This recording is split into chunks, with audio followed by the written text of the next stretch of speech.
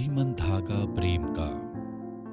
संचिता 10 वर्ष की थी जब वह मां के साथ कलकत्ता में मदर टेरेसा के आश्रम गई थी, और तभी से उसके अंदर यह विचार घर कर गया था कि वह बड़ी होकर एक बच्चे को जरूर दत्तक लेगी और उसे बहुत प्यार देगी। शादी का समय आया तो उसने मुदित से कहा वह शादी के लिए हां तभी कहेगी जब मुदित उसे आश्वासन देगा कि वह एक बच्चा गोद ले सकती है। बहुत तर्क वितर्क के बाद मुदित मान गया और उनकी शादी हो गई। शादी के 2 साल बाद आदित्य हुआ। संचिता ने उसकी देखरेख करने के लिए अपनी नौकरी छोड़ दी, और जब वह 2 साल का हुआ तो उन्होंने 1 महीने के समीर को गोद ले लिया। समीर बेहद खूबसूरत और खुशमिजाज बच्चा था। जहां जाता लोग उसे गोदी में उठा लेते, जबकि आदित्य के ज्यादा से ज्यादा गाल सहला देते। मुदित का अपना बिजनेस था। जब दोनों बच्चे स्कूल जाने लगे तो संचिता ने मुदित की सहायता करना आरंभ कर दिया। घर की देखभाल के लिए संचिता के बचपन की नौकरानी शारदा को बेंगलोर से दिल्ली बुला लिया और सख्त हिदायत दी कि दोनों बच्चों का ध्यान एक सा रखा जाए। शारदा यूं तो बहुत अच्छी थी, पर वह इस बात को समझ नहीं पा रही थी कि संचिता को बच्चा गोद लेने की क्या जरूरत थी। वह भरसक समीर का ध्यान रखती, पर बड़े बाप का बेटा वह आदित्य को ही समझती थी। आदित्य इस विशेष पक्षपात से थोड़ा जिद्दी और आलसी होने लगा, जबकि समीर आत्मनिर्भर होने लगा। समीर का कमरा हमेशा साफ होता। संचिता ऑफिस से आती तो उसके लिए पानी लेने दौड़ता। संचिता यह सब देखती तो आदित्य से कहती, सीखो कुछ अपने छोटे भाई से। आदित्य यह सब सुन बेपरवाही से हंस देता। आदित्य को लगता समीर हमेशा मां के आसपास मंडराता रहता है, उसे पास जाने का मौका ही नहीं मिलता। जब भी उनके झगड़े होते, संचिता और मुदित समीर को बचाने दौड़ पड़ते। संचिता को लगता आदित्य समीर से अधिक शक्तिशाली है, वह समीर को दबा देगा, इसलिए उसे बचाना जरूरी है। और आदित्य को लगता माँ पापा समीर को अधिक प्यार करते हैं, वह मन ही मन समीर से नफरत करने लगा। आदित्य और समीर का परीक्षा परिणाम आया।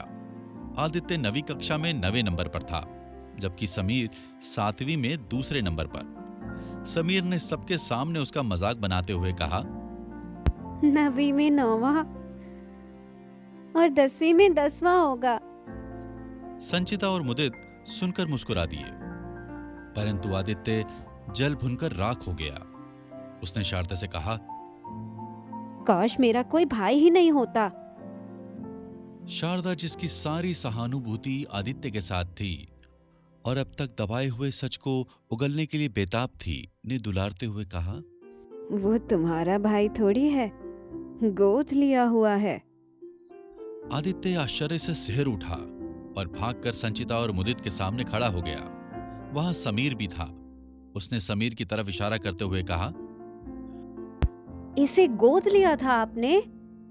वे तीनों यह सुनकर चौंक उठे। संचिता ने झट से समीर को गोदी में समेट लिया। मुदित ने हाथ पकड़कर आदित्य को अपनी गोदी में बिठा लिया।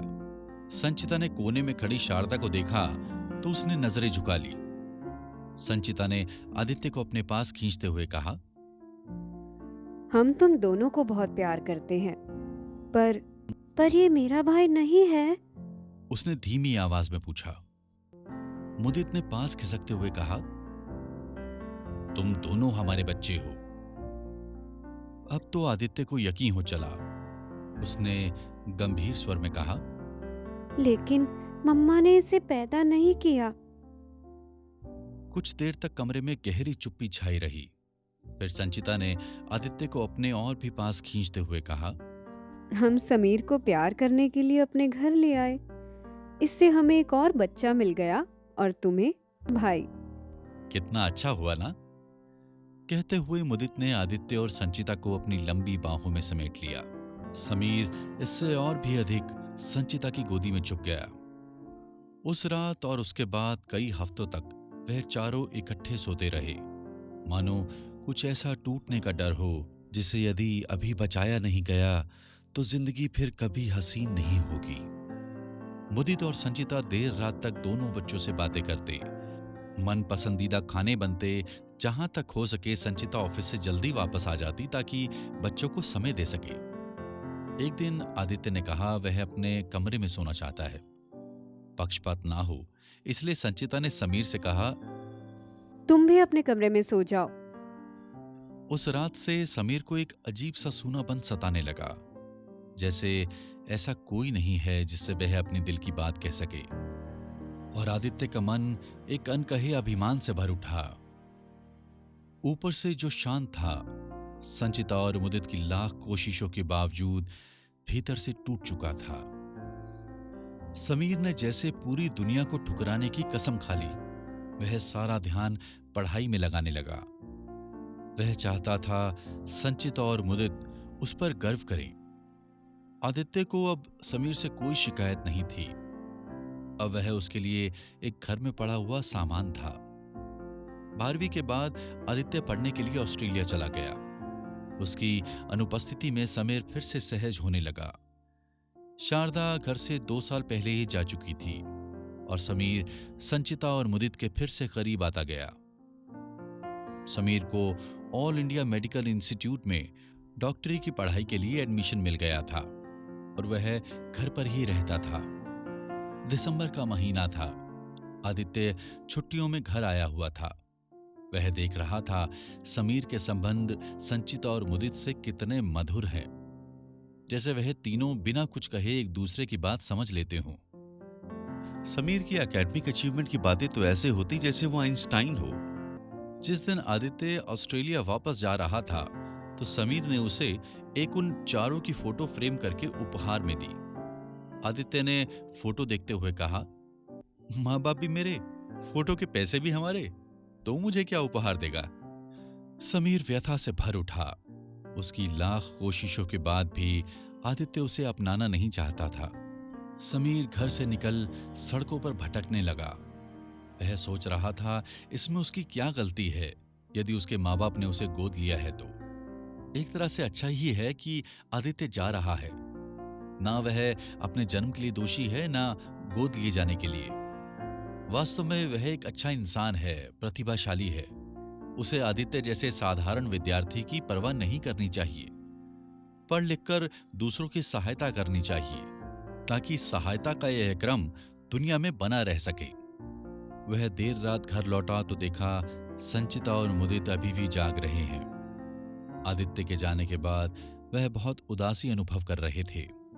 समीर ने उन दोनों के हाथ अपने हाथों में ले लिए और तीनों के चेहरे पर एक स्नेहिल मुस्कान उभर आई। समय बीतता रहा। समीर एक सफल डॉक्टर बन गया। आदित्य ने मेलबर्न में रीन्यूएबल एनर्जी में अपना बहुत बड़ा बिजनेस खड़ा कर लिया। आदित्य की एक गर्लफ्रेंड भी थी। कुल मिलाकर वह एक बहुत सुखद मानसिक स्थिति में था। समीर के साथ किए व्यवहार पर उसे अब कभी कभी दुख होता और उसे यह सोचकर अच्छा लगता कि उसका एक भाई है जो उसकी अनुपस्थिति में माँ बाप के पास है। मुदित बहुत बीमार था और उससे मिलने आदित्य भारत आया। समीर के कारण इलाज में कोई परेशानी नहीं थी, फिर भी उसे बचाया नहीं जा सका। सारी रस्में दोनों भाइयों ने की, परंतु समीर उससे खिंचा खिंचा रहा। उसे परेशानी ना हो इसलिए वह ज्यादा समय बाहर बिताता। एक दिन दोपहर का समय था। वे तीनों खाना खा रहे थे कि अचानक आदित्य ने समीर से कहा, तुम यहां हो तो मुझे मम्मी की कोई फिक्र नहीं। समीर ने आश्चर्य से उसे देखा। आई एम सॉरी, उसने समीर का हाथ दबाते हुए कहा। किस लिए? वह सब कहने के लिए जो अब तक कहता आया हूं। तुमने जो कहा हमेशा सच ही कहा। वो बचपना था मेरा, मेरी अपनी हीन भावना। समीर ने दोनों हाथ ठुड्डी के नीचे रखते हुए कहा। आदित्य ने थोड़ा रुककर संचिता से कहा, माँ, याद है आपको बचपन में एक बार आप रही मन धागा प्रेम का, मत दीजो चटकाए, टूटे से फिर ना जुड़े, जुड़े गांठ पड़ जाए, पढ़ा रही थी और बता रही थी कि आप रहीम से पूरी तरह सहमत हैं। संचिता हंस दी। याद नहीं, पर मैं उससे सहमत हूँ। पर मैं सहमत नहीं, आदित्य ने कहा। संबंध बिगड़ने के कितने मनोवैज्ञानिक कारण होते हैं और मनुष्य भूल करता है, और यदि वह उन कारणों को समझकर अपनी भूल स्वीकार कर ले तो संबंधों को न केवल जोड़ा जा सकता है अपितु और गहरा भी किया जा सकता है। और हर बार जब आप अपने मन को और समझते चले जाते हो तो मुक्त भी होते जाते हो। समीर मुस्कुरा दिया। बस यही, मुझे समीर से ये अंडरस्टैंडिंग चाहिए। I love you man. उसने समीर का फिर से हाथ दबाते हुए कहा। समीर ने कोई जवाब नहीं दिया, पर उसका चेहरा प्रसन्नता से खिल उठा। संचिता ने कहा। सच कहा तुमने, लाख गांठों को भी खोला जा सकता है।